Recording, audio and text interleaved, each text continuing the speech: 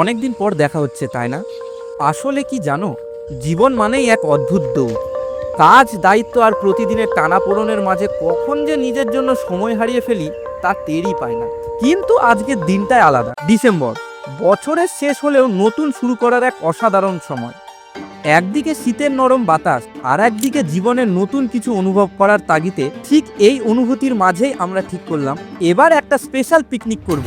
এই ডিসেম্বর মাসে আমরা দুটো পিকনিক করেছিলাম। একটা ছিল একদম পারফেক্ট, ভিডিও হবে, যেখানে সবকিছু আগে থেকেই প্রায় রেডি ছিল, আর অন্যটা তার সাথে পারফেক্ট শব্দটা একদমই মানাতো না, কারণ সেখানে কিছু আগে থেকেই ঠিকঠাক ছিল না। খুব শিশির পড়ছে গাইস। আজকের ভিডিওতে আমরা আমাদের ডিসেম্বর মাসের দুটো পিকনিকের অভিজ্ঞতা শেয়ার করব। তবে তার আগে আমাদের পারফেক্ট না হওয়া পিকনিকের জন্য এই বিশেষ পুরস্কারটি শরণের হাতে তুলে দেওয়া হলো।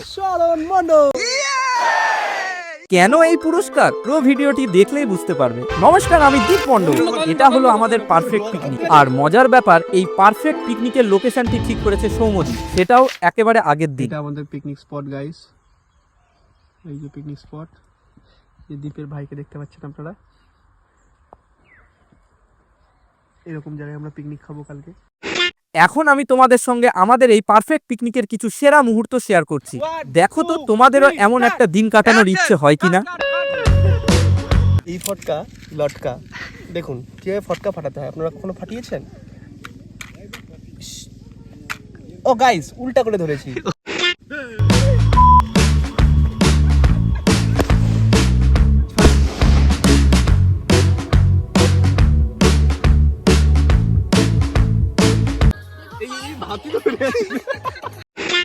এই পিকনিকে আমরা শুধু খাওয়া দাওয়া করি, বরং নিজেরা নিজেদের জন্য সময় কাটিয়েছি, অনেক মজা করেছি, গল্প করেছি, মুহূর্তগুলোকে উপভোগ করেছি।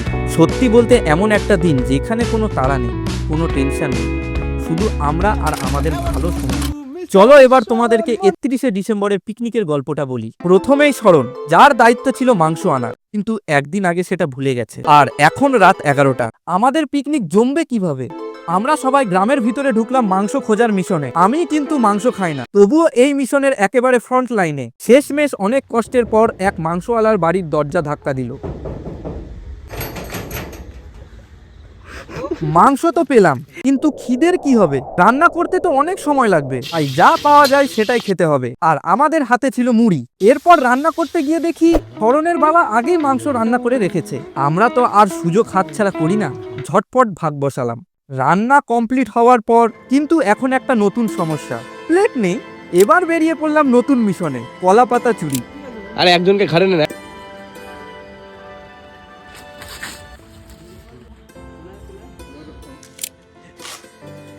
কোনো মতে কলা পাতা জোগাড় করে খেতে বসলাম, আর এতক্ষণে রাত 1টা বাজে। হ্যাপি নিউ ইয়ার পার হয়ে গেছে, কিন্তু এই রাতের অ্যাডভেঞ্চার আমাদের সারা জীবন মনে থাকবে। তোমার বন্ধুর সাথে এমন অ্যাডভেঞ্চার হয়েছে? পারফেক্ট, সবাই এই শব্দটা শুনতে ভালোবাসে। পারফেক্ট জিনিসই পছন্দ করে। কিন্তু জানো, আমাদের এই পিকনিকটা একদমই পারফেক্ট ছিল না, আর ঠিক এই অপারফেকশনে লুকিয়ে ছিল সবচেয়ে বেশি মজা, সবচেয়ে বেশি আনন্দ। কি বলো, তোমাদেরও কি কখনো এমন অগোছালো অথচ মনে রাখার মতো মুহূর্ত কাটিয়েছো?